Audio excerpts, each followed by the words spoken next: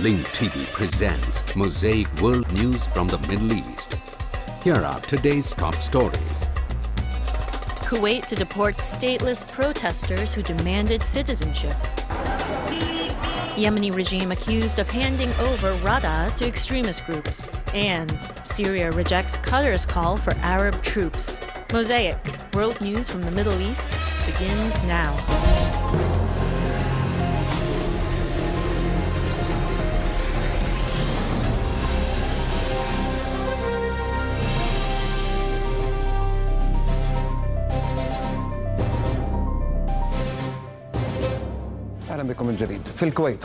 In Kuwait, the agency in charge of illegal residents, who are locally known as Badoons or stateless, issued a decision to take deterrent measures against those it described as law violators, in reference to stateless protesters who participated in demonstrations in the past several weeks. The number of the so-called Badoons in Kuwait is estimated at 100,000. The deportation of stateless protesters is one of the headlines in Kuwaiti newspapers today, the outcome of a meeting convened by the Central Agency for Illegal Residents in Kuwait. Illegal residents in Kuwait are known as Badoons, and their number is estimated at over 100,000. The meeting, chaired by Deputy Prime Minister, Defense Minister, and Interior Minister Sheikh Ahmad al-Hamoud al-Sabah, concluded with a decision to take, quote, deterrent measures. These measures will be enforced against stateless law violators who took part in protests in the past several weeks and against those who plan on participating in future protests. These measures include, first, laying off military members of the Defense and Interior Ministries if they were involved in the protests. Second, evicting them from government housing. Third, canceling their security IDs. Fourth, canceling their naturalization cases. Fifth, deporting all those involved in the protests who are known to hold citizenship back to their own countries. Sixth, deporting those unregistered at the Central Agency who previously signed their notifications to leave the country but did not do so. This decision comes after days of protests by the Badoons, the latest of which were held on Friday and Saturday.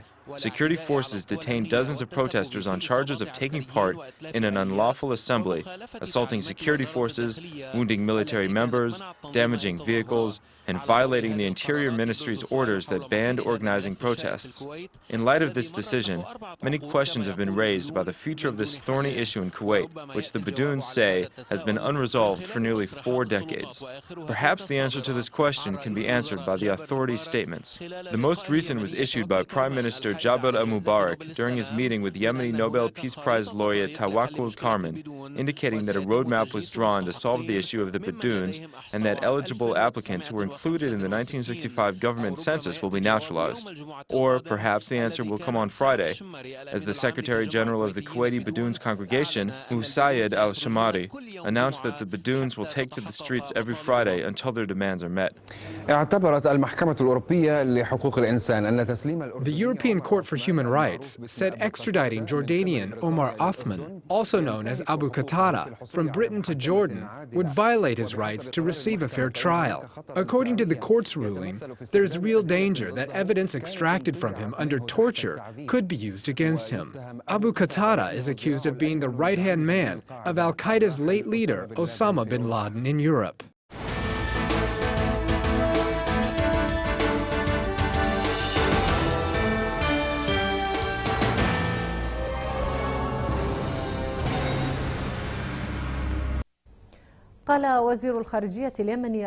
Yemeni Foreign Minister Abu Bakr al-Kirbi said that the presidential election set for February 21st may be postponed.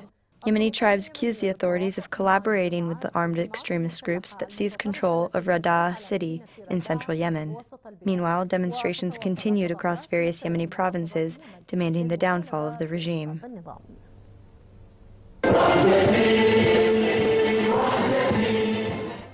As the Yemeni revolution enters its second year of popular protests against President Ali Abdullah Saleh's regime, the country is continuing to face U.S. and Saudi intervention aimed at stirring sectarian conflict and supporting armed groups. According to the Saudi-based Watan newspaper, a Salafi source in the Qatif region near the Saudi-Yemeni border confirmed that armed groups are mobilizing to eliminate the Houthis. Yemeni newspapers reported that Takfiri groups affiliated with the Reform Party in Aden and other Yemeni cities are calling for the fight against Houthis in Sa'ada. They are also organizing campaigns of incitement and circulating pamphlets under the watch of the Yemeni government. The Reform Party and the regime are collaborating with Saudi and US intelligence. They are mobilizing these elements against the Yemeni people, the revolution and the revolutionaries in order to abort the new Yemen project. We hold the US primarily responsible, then the Kingdom of Saudi Arabia.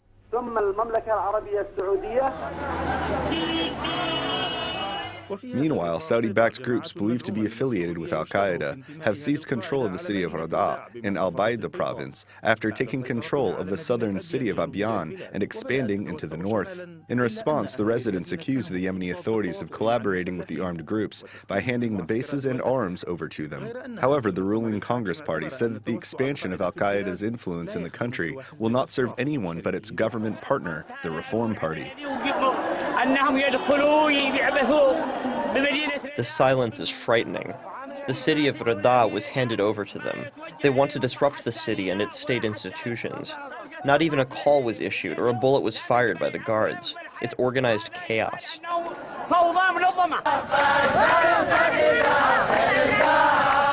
The growing decline in security and the exchange of accusations between the ruling partners have failed to prevent Yemenis from taking to the streets across various cities to demand the downfall of the regime and reject legal immunity for Saleh.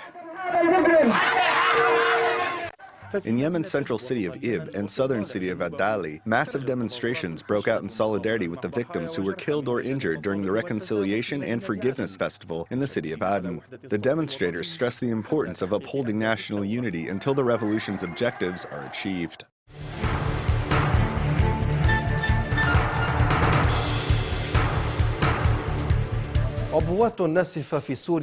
An explosive device killed more civilians in Syria as confrontations took place in al-Zabadani. Meanwhile, the foreign ministry rejects any plan to send Arab troops to Syria. The Syrian Center for Human Rights reported the killing of 8 citizens when an explosive device was detonated on a bus carrying travelers on the road between Idlib and Aleppo in the northwestern part of the country.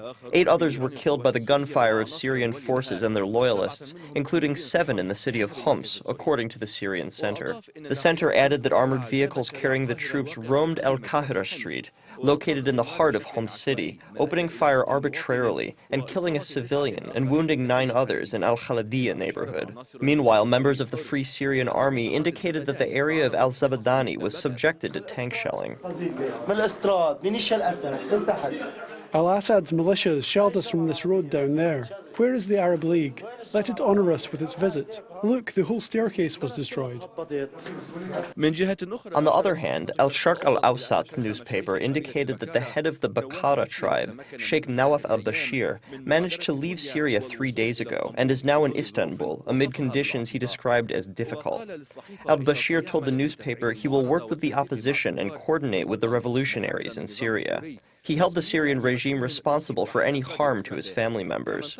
Al-Bashir also harshly criticized the mission of the Arab League observers, confirming his constant stance in support of the Syrian revolution. The Syrian Observatory for Human Rights announced the release of lawyer and rights activist Najati Tayyara, who had been detained since May of last year.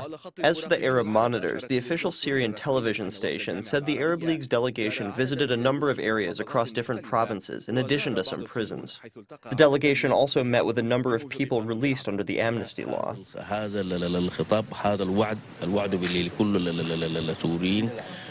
This speech, this promise, the promise to the Saudis, is a return to reality. We saw and lived the joy of the prisoners. We saw their great joy that resulted from this amnesty. In truth, this contributes to Syria's stability, God willing.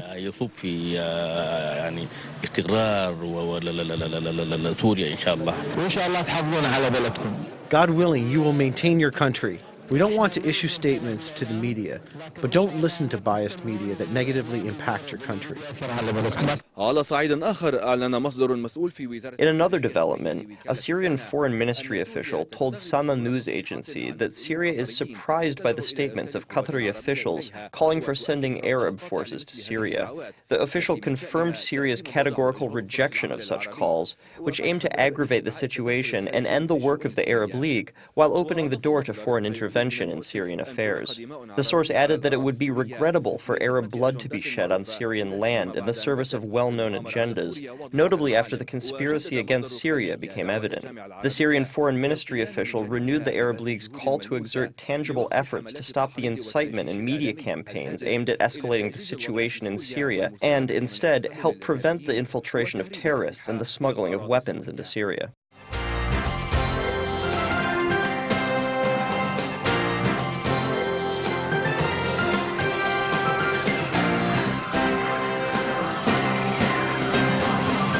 Today, Jordan's King Abdullah will meet with U.S. President Barack Obama at the White House with a goal toward advancing peace talks between Israel and the Palestinians.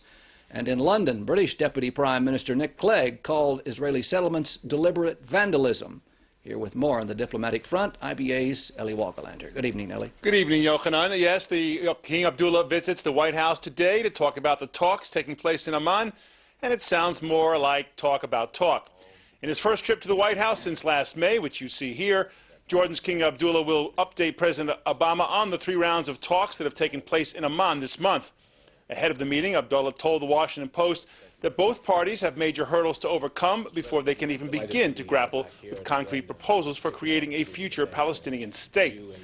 Said Abdullah, I do believe they want a way out, a way to get to direct negotiations. We all know the positions in which they have entrenched themselves. However, the intent, I believe, is there from both sides. It is little baby steps right at the beginning. Abdullah said he was meeting with Obama to fine-tune strategy, but he acknowledged that it was not yet time for a major U.S. push on Middle East peace. Can't expect for the Americans to wade in full weight unless we have enough of a package where the outcome is somewhat predictable, said the king. Meanwhile, in London, Palestinian President Mahmoud Abbas met yesterday with British Prime Minister David Cameron, who said the United Kingdom would do everything in its power to promote Jordanian-backed efforts to restart the peace process, for which he said time was running out. Said Cameron, we think that time in some ways is running out for the two-state solution unless we can push forward now, because otherwise the facts on the ground will make it more and more difficult, which is why the settlement issue remains so important.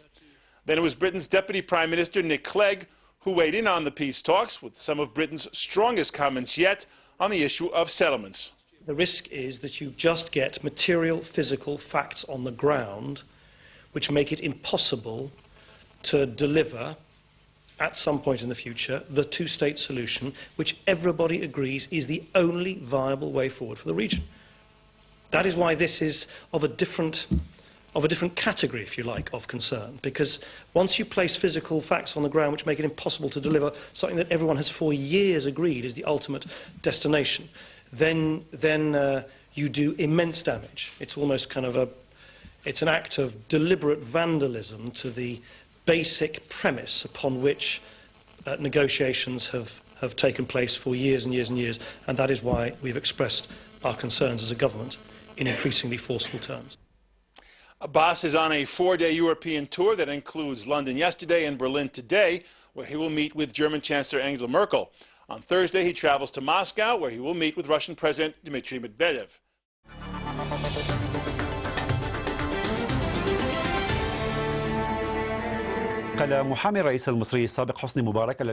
Former Egyptian President Hosni Mubarak is being tried on charges of killing protesters during the popular uprising that toppled his rule.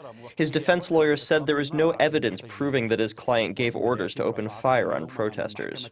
During the closing arguments of the defense today at the Cairo Criminal Court, his lawyers said that Mubarak devoted his life to serving his nation and was a victim of hatred. Meanwhile, the court decided to suspend the session until tomorrow to complete the defense proceedings, which are expected to continue for a number of days. The Cairo Criminal Court began hearing the defense's argument for deposed Egyptian President Hosni Mubarak. The defense has 5 days to prove the innocence of Mubarak, who is facing charges of corruption and incitement to kill protesters during the popular demonstrations that Egypt witnessed in January and February of 2011. Also being tried is former Egyptian Interior Minister Habib al-Adli, 6 of Mubarak's aides, and his 2 sons, Ala and Jamal. The public prosecution demanded the death penalty for the defendants, who deny all charges. The defense lawyer says Mubarak's trial is a political one.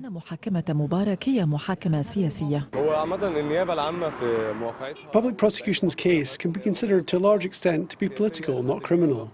The public prosecution said gathering evidence was very difficult, since the investigations were of no help to them. Investigative resources available to all other cases, such as detectives, were not available to them. So such talk is false, because many reports were issued, but since they did not please the Public Prosecution's Office, they were not presented.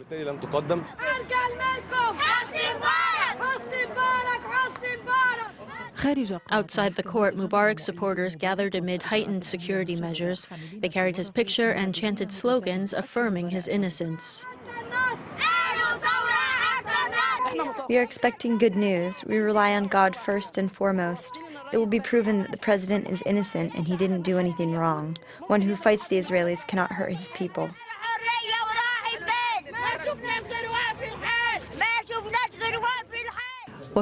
On the other hand, a number of Mubarak's opponents demonstrated, demanding he get the maximum penalty. See what he did to me? I will return here if he's declared innocent.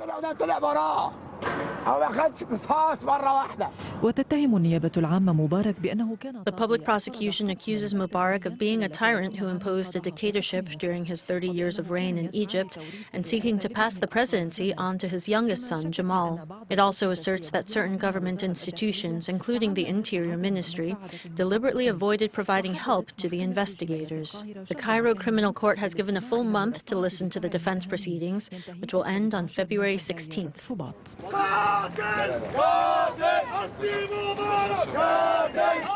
Yula Zahar Adin, BBC.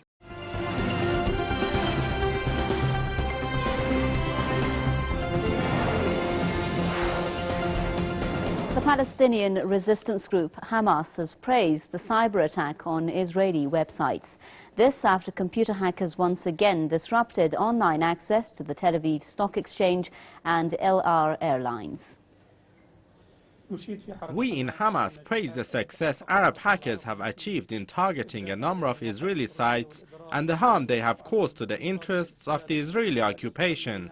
We in Hamas consider this a new resistance field against the Israeli occupation. Therefore, we call on our Arab youth to develop their methods in the electronic warfare in the face of Israeli crimes. The websites of two small banks were also attacked on Monday. So far, there's been no claim of responsibility. Earlier this month, a hacker who was said to be from Saudi Arabia published thousands of personal and credit card details of Israelis in one of the worst cases of mass cyber identity theft experienced by Israel. The International Executive Committee of the Global March to Jerusalem al-Quds has held a conference in the Lebanese capital, Beirut. The organization has condemned the Judaization of Jerusalem al-Quds, calling for solidarity with the city. The meeting is a follow-up to the previous one in Amman in Jordan last month. The participants have reached a consensus to form an international central committee representing all regions of the world. The organization has set the 30th of March for rallies to be staged in countries like Jordan, Syria and Lebanon. The date marks the 36th anniversary of Palestinian Land Day, when Israeli forces used deadly force to crush a peaceful protest against the expropriation of Palestinian land. About 40 delegates representing the International Committee throughout the 7 continents have attended the conference in Beirut. Well, our correspondent there has interviewed one of the speakers at the conference. Here is Paul Larudi with more about the international meeting and what it aims to accomplish. It's a meeting which expresses the will of not only the Palestinian people and the people of Lebanon, but the people of all the world, to reclaim Jerusalem and to defend Jerusalem from the racist efforts that are being made to exclude everyone in the world from Jerusalem except one group. The Zionists want it all for themselves. This is not acceptable.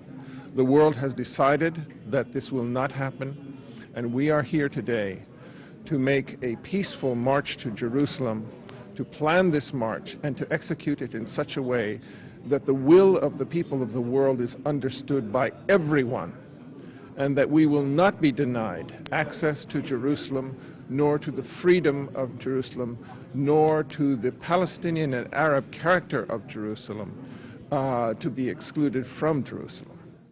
Anti-government demonstrators in Saudi Arabia have held yet another rally in eastern province to condemn the recent killing of a young protester.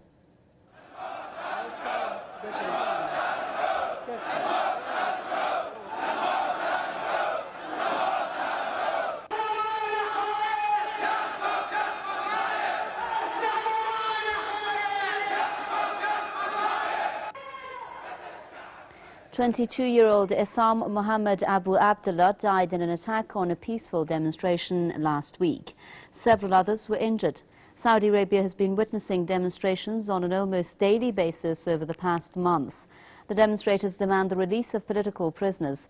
They're also angry at economic and religious discrimination, as well as their government's involvement in the brutal crackdown on protest rallies in neighboring Bahrain.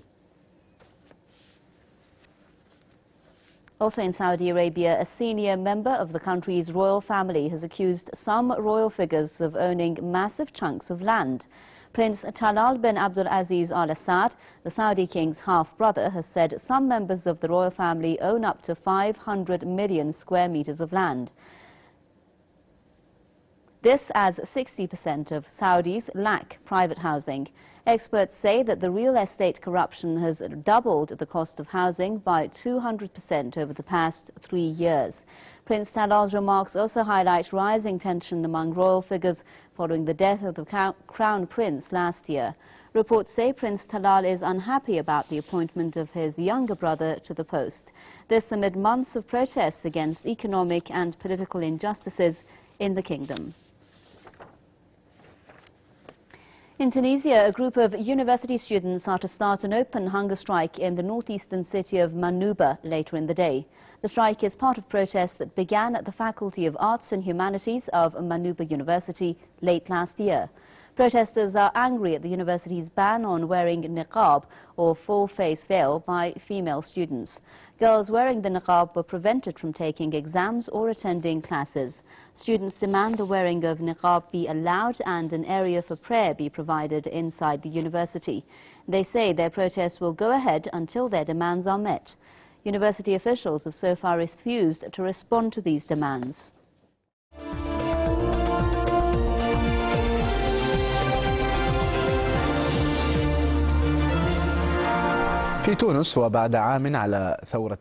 One year after Tunisia's Jasmine Revolution toppled former President Zine El Abidine Ben Ali's regime, it appears that the country's economy is at a critical turning point, especially in light of the rising unemployment rate and of predictions indicating the likelihood of a budget deficit rising to 6% of this year's GDP. Abdulaziz Al-Badi reports on Tunisia's economy. 1 year has passed since the Tunisian revolution erupted and overthrew the regime of former President Zine Al Abidine Ben Ali. Tunisia's Jasmine Revolution was sparked in the city of Sidi Bouzid and ended with the downfall of the regime. According to certain analysts, the country's economy is at a major crossroads, especially since the protests caused the tourism industry to decline by nearly 50%. This has negatively affected the Tunisian economy, which largely relies on tourism. The economic indicator of the gross domestic product was nearly 0.2%. As for unemployment, it rose to unprecedented levels, especially when the workers in Libya returned. The Tunisian economy is facing challenges despite an increase in spending, estimated at over 7% in comparison to the previous year, as the Tunisian parliament approved a budget of around $16 billion. The most prominent difficulty appears to be the rising unemployment rate in Tunisia, fueled by the decline in tourism, in addition to the return of a large number of workers from Libya. The goal now is to create 75,000 jobs this year. God willing, in 2012 we hope to attain a 4% growth rate, and it will be very important if we do, especially in light of the economic slowdown in Europe. If we reach 3 or 4%, it will be an important accomplishment in addition to external investments. We estimate that we will be able to reach it and other demands of the revolution, such as employment growth. Despite the expectations that the budget deficit will rise to nearly 6% of the gross domestic product this year, in comparison to approximately 4.5% last year, other predictions indicate that the Tunisian economy will achieve a gross domestic product of around 4.5%. If achieved, it will be a significant accomplishment, according to the Tunisian Minister of Economic Affairs. In neighboring Algeria, protesters in the town of Aghouat are demanding that local officials resign due to a housing program they describe as corrupt. Even though thousands of families moved into new residences within the framework of restoring a housing program aimed at building 1 million new residential units by 2014, thousands of people in Aghouat have been on the waiting list for years. The protesters accused officials of using the housing program to receive bribes, and they say the program has been very corrupt.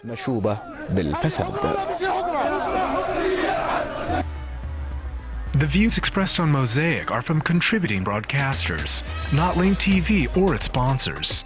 The production of Mosaic is made possible by grants from the John D. and Catherine T. MacArthur Foundation, the Wincoat Foundation, the Firedoll Foundation, and by support of viewers like you.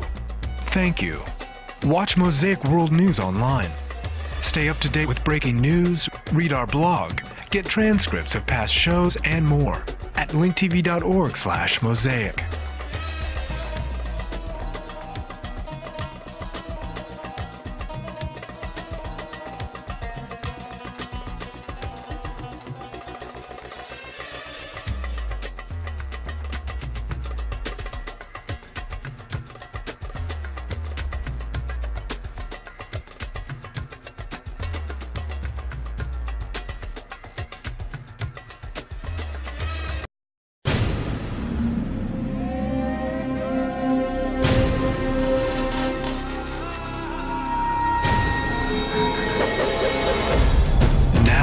Airwaves, a global channel of uncompromising stories, world news, documentaries, entertainment, and culture.